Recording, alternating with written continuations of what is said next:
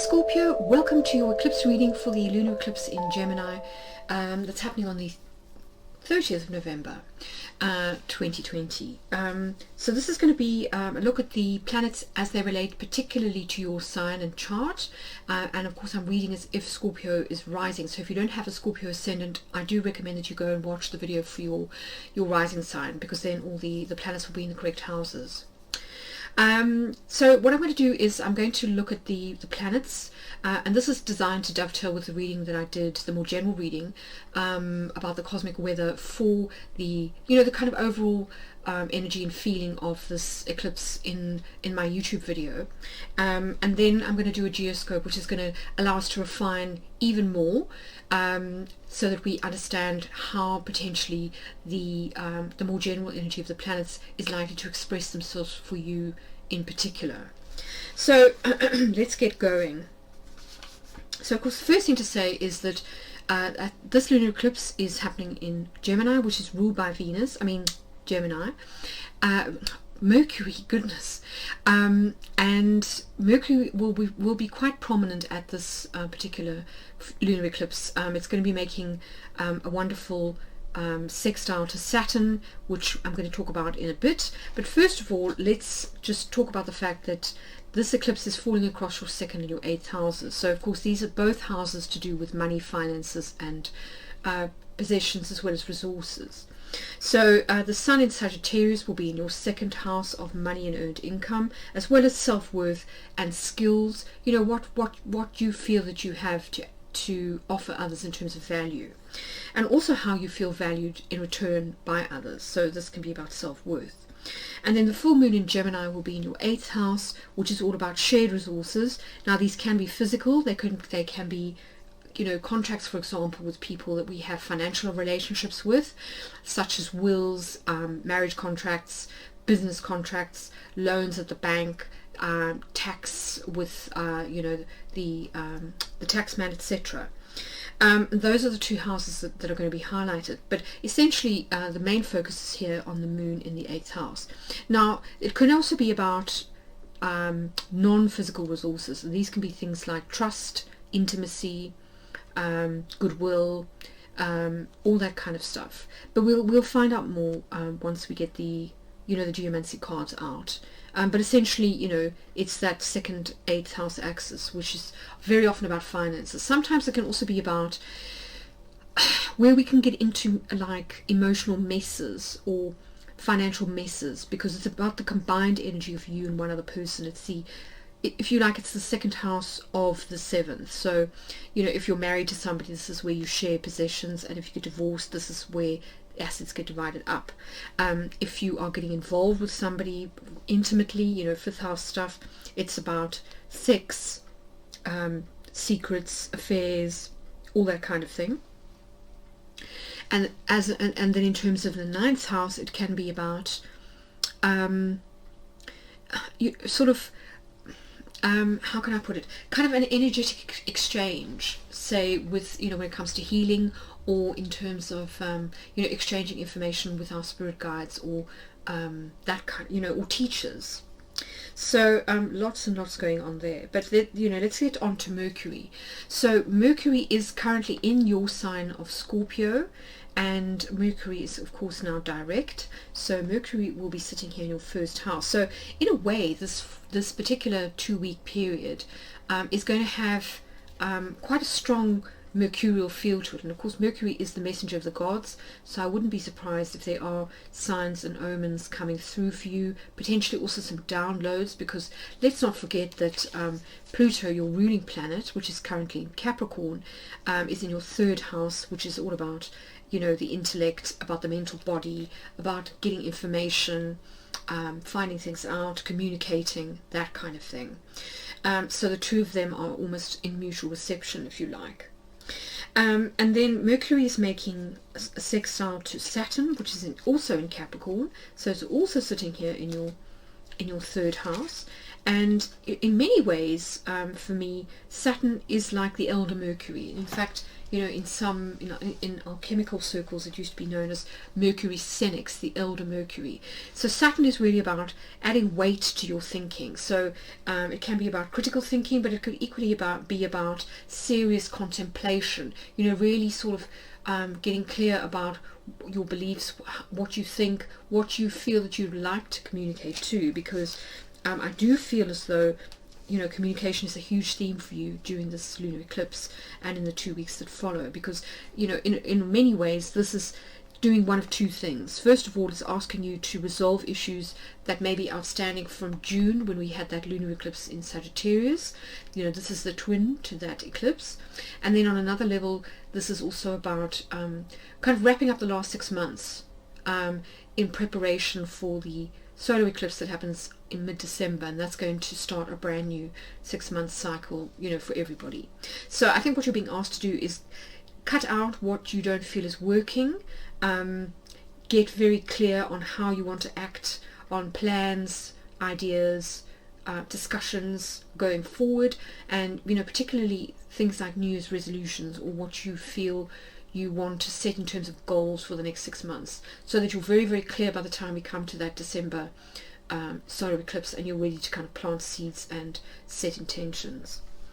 And then the other really positive aspect happening at this lunar eclipse is Chiron, which will be making a sextile and a trine to the Sun and the Moon. So Chiron is currently retrograde in Aries, and for you that is 6th house of work as well as health.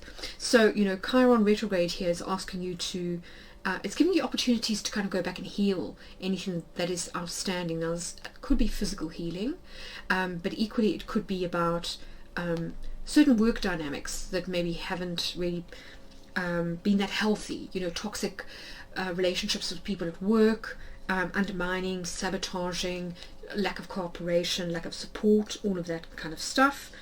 In many respects, one of the Chiron's lessons for us this year is really about learning to sort of be self-sufficient and to trust our own instincts when it comes to making decisions. So disentangling from drama, disentangling from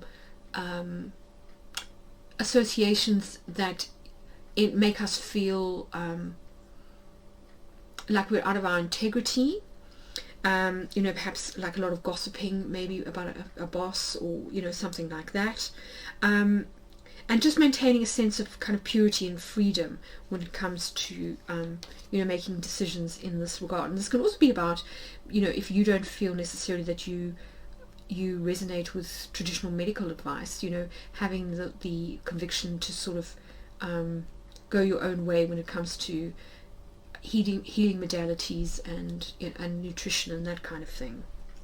Because on many levels, Pluto this year has been bringing you into closer alignment with your inner truth, and in turn showing you where this inner truth resonates with kind of universal truths. So getting very clear about your outlook and your attitude, and also speaking your truth, because of course the 3rd house is also about self-expression. So also getting very, very clear and brave about speaking your truth, and in that sense influencing others through a balance of firmness and flexibility, which I think Saturn has kind of brought to the party. And if you think about the Pluto-Saturn conjunction that happened back in January, that really kind of set the tone for this year, and your ruler Pluto has been very, very active during 2020. So I think in many respects this has been your year, Scorpio. If anyone can handle crises or difficulties or the need for transformation, it is you. So I think really kind of coming into your own here in terms of helping others maybe to cope the way that you do, in terms of resilience and just sheer kind of willpower, really. And then the final planetary aspect that I want to bring up is Neptune. So Neptune is currently in Pisces, which is 5th house for you, and Neptune has been retrograde for some months now, but just before this eclipse it's going to turn direct on the 29th of November. And that I think is going to be very good news for you when it comes to new relationships, new romantic relationships, children, creativity, and any kind of passion project, you know, a hobby or sport. Holidays too, you know, if you feel like you haven't had a holiday this year, I kind of see that, you know, there may be opportunities coming up now that Neptune is direct. But essentially Neptune, just as it did back in June, will be making a T-square to the nodes in Gemini and Sagittarius, so across your 2nd and your 8th houses. And I think in many respects this is giving you an opportunity to clear up any confusion that may involve finances and children, for example. So say alimony for children if you be negotiating a divorce settlement, or indeed some kind of financial arrangement that involves a creative project that you know, maybe with an agent, for example, or a publisher, or a band, if you're in a band of some kind. You know, if there's been a lot of confusion or outright deception, if you felt people haven't been straight with you, I kind of feel as though this lunar eclipse is giving you the opportunity to sort of clear things up, clear the air. So that's very, very good, I think. All right, now let's get into your reading and find out a little bit more. Let's get some details.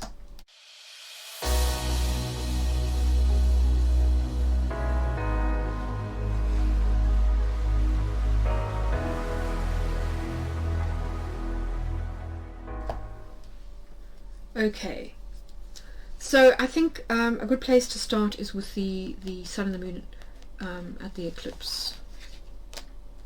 Yes, nice, Scorpio. Wow.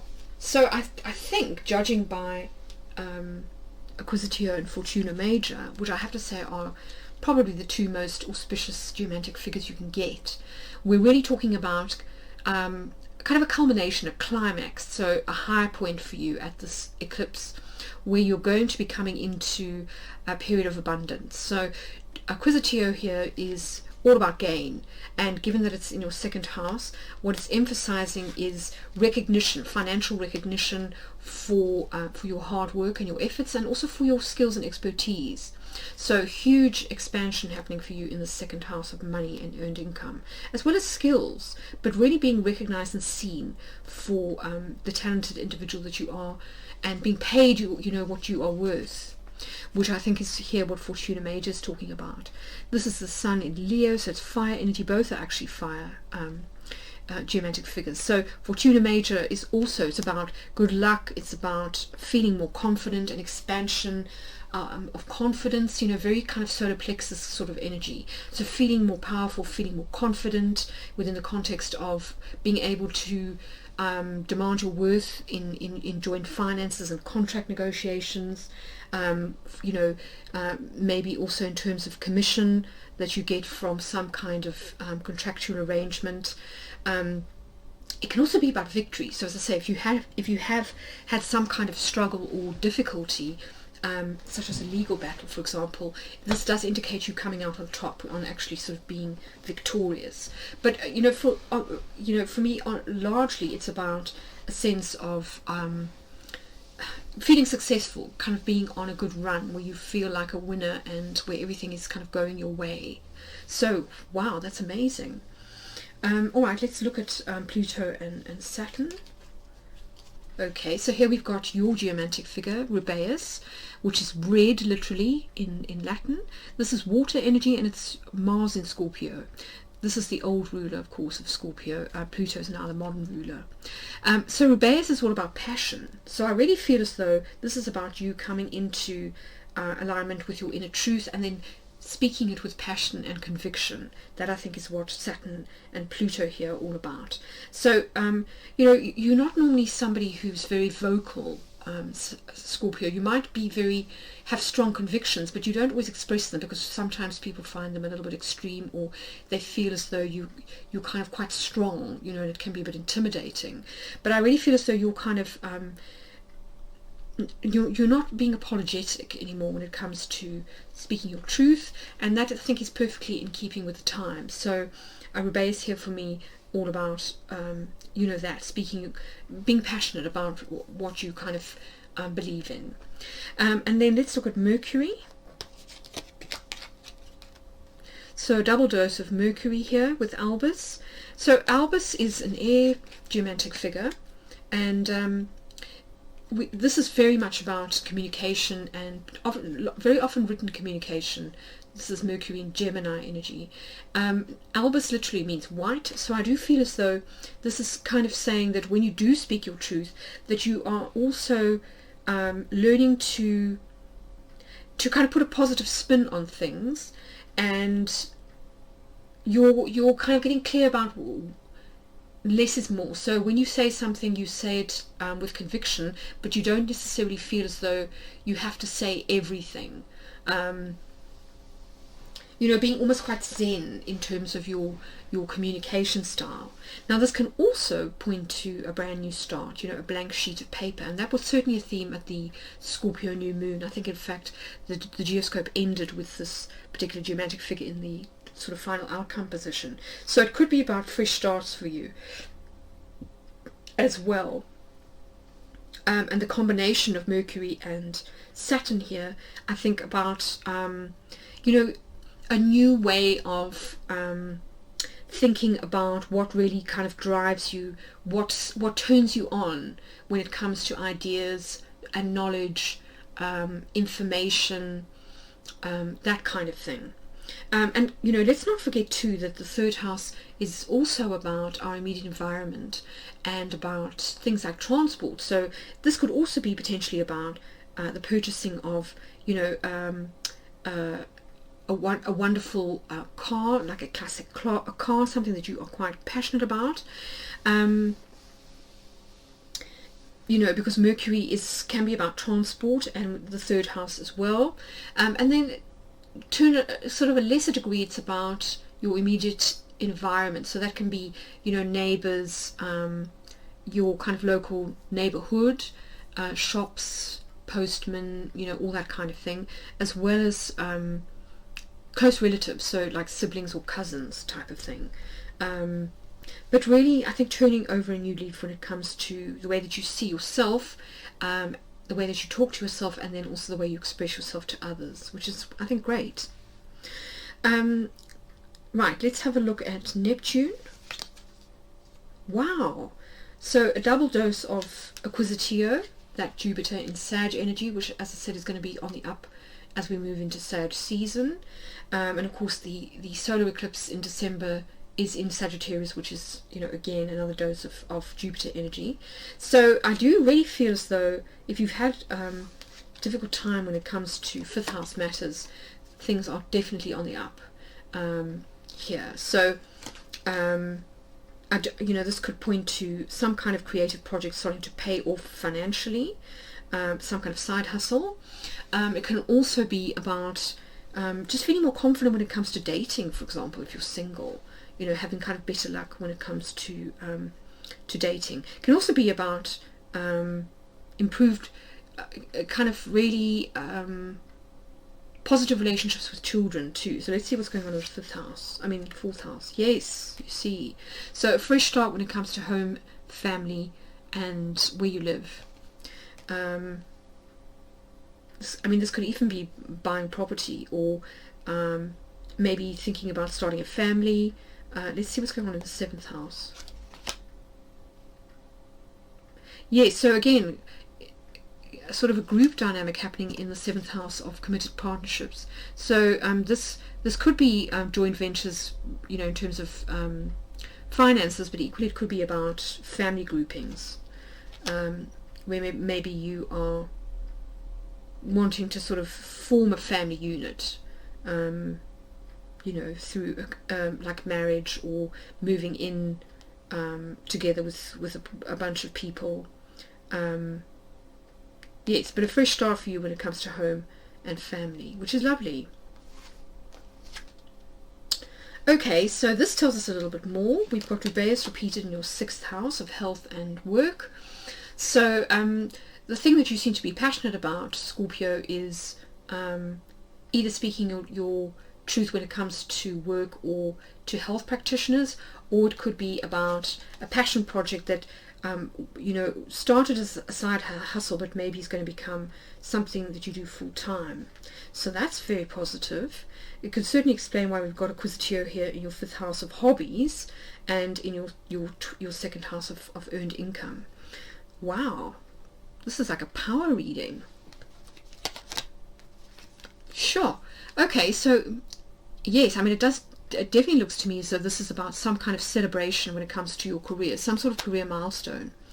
We've got Letitia in your 10th house of career, fame and honors, and this is all about expansion in the emotional body. It's about celebrations, it's about feeling upbeat, enthusiastic, optimistic. So again, more of that Jupiter energy that I was talking about. And if you think about it, actually, I mean, Jupiter for you, certainly in terms of Sagittarius, is 2nd house anyway. So a real kind of emphasis on your 2nd house at this lunar eclipse and in the 2 weeks that follow. But whatever it is that's happening is going to make you very, very happy. This is all about positive emotions. So that's wonderful. Okay, let's see what's happening in the 9th. Right, interesting.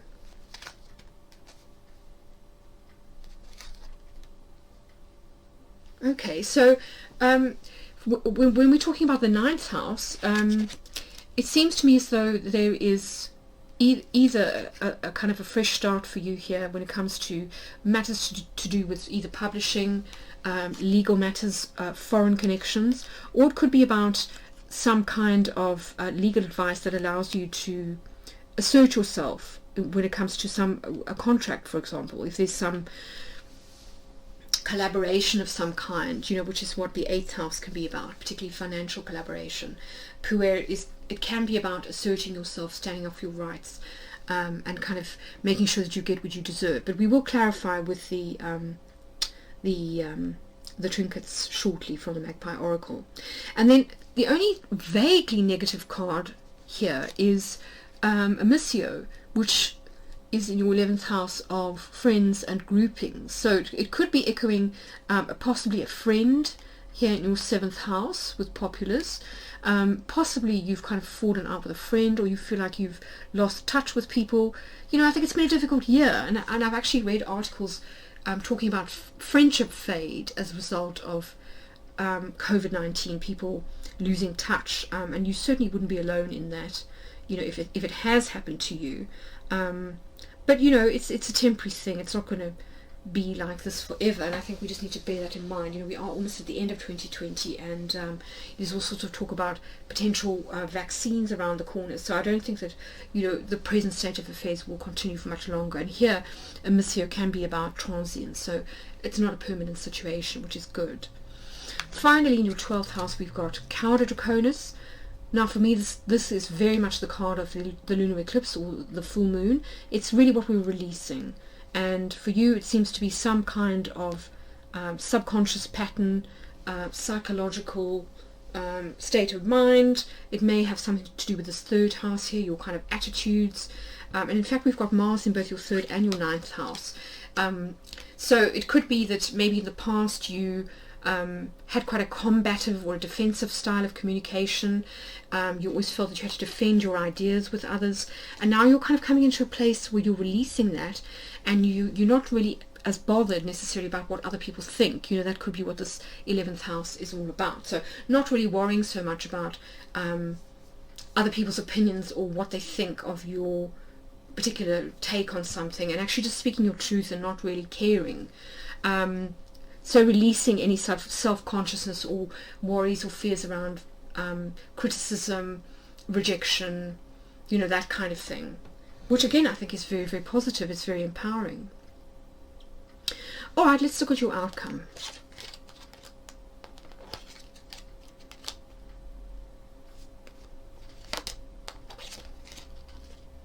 Wow. This is such a great reading, Scorpio.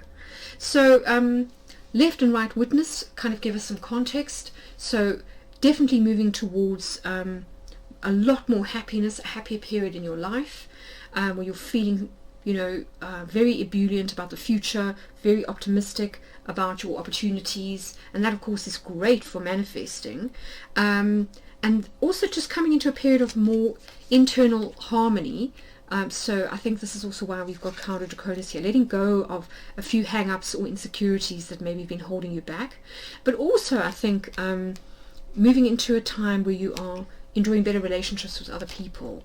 this is usually about harmony within relationships as well as romantic success. So it could be that you're quite popular at the moment if you're single looking to date, and I think just enjoying better relationships with family, and yes, I think a much more harmonious period for you relationship wise. And overall then we've got Veer, which for me is about forward momentum, and I do feel as though, you know, a lot of people felt very stuck, particularly during October when we had Mercury retrograde, and over the summer with all those planets retrograde, you know, by the time we get to this eclipse all of the planets will be direct, and I think we're going to really feel that momentum is going to start picking up as we move into the last part of the year. And I think that's what Veer is all about, is that sense of momentum building, forward movement, a sense of being able to make progress again. So yes, I mean, fantastic reading. Let's just clarify with a few trinkets.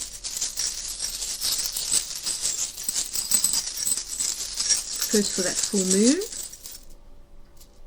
Lovely. Venus here, I think pointing to abundance and popularity with Fortuna Major.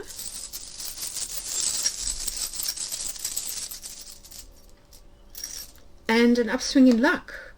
We've got the clover here for Acquisitio. So again, just highlighting the fact that Acquisitio is all about good luck, abundance, a winning streak basically when it comes to money. So that's fabulous. Right, let's have one for the third house. Oh, we've got two. So the coffin here, I think definitely points to the end of a cycle, and I think it has to do with you know, feeling that you had to hold yourself back and you can't speak from the heart in case people, you know, ridicule you or something like that. So I kind of think that this is all about coming into your own, you know, with regards to the way that you see yourself, so more positive self-talk, encouraging self-love, and also just speaking your truth from the heart, which I think people will really respond to. Alright, so let's have one for all of the outcome cards then. The Tower here for Letitia.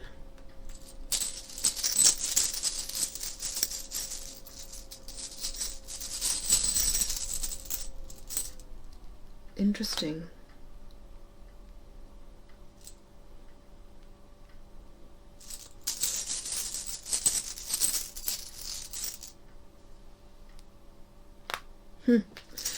Okay. So with Letitia and to the Tower, I kind of feel as though you are really coming into a place where you feel that you can rely on your own sort of inner guide, if you like, that you don't necessarily have to seek the advice of others or kind of get reassurance that you're making a good decision, for example, and that you feel confident enough to go ahead and make decisions that feel right internally. You know, there's more internal coherence, which I think is a reflection of all this activity that you've had in your third house over the last year or so. So really kind of coming into your own, coming into a place of inner authority, and that's going to make you very happy. You know, you're going to feel very, you know, that you don't have to doubt yourself as much anymore. And then with Puella to the children, this for me can be about one of two things. It can be about improved relationships with children, which could be what Neptune and Acquisitio are about, but equally it could be about baby steps, you know, moving towards greater internal balance and harmonious relationships step by step, you know, kind of gradually, not feeling as though it has to be everything at once kind of thing. And then as your final outcome, you've got the book with Veer, and that for me points to the kind of overall message of this eclipse, which, you know, falls in the Gemini Sagittarius polarity, and of course that's all about learned wisdom, you know, kind of the balancing act between acquiring knowledge on one hand and then applying that knowledge in our lives, and also the knowledge that we acquire from learned experience. So I kind of feel like this has all been a wonderful learning curve for you Sagittarius, and you have learned a lot, and it's paying off. I mean, you know, look at all this fantastic energy. So wow, really thrilled for you. Brilliant reading. I hope you've enjoyed it. Do let me know if it's resonated, and if you've liked it, please feel free to hit that thumbs up button and subscribe if you want to see more videos like this. But yes, great reading, Sag. Very pleased for you, and yeah, catch you again in a couple of weeks for your solar eclipse reading.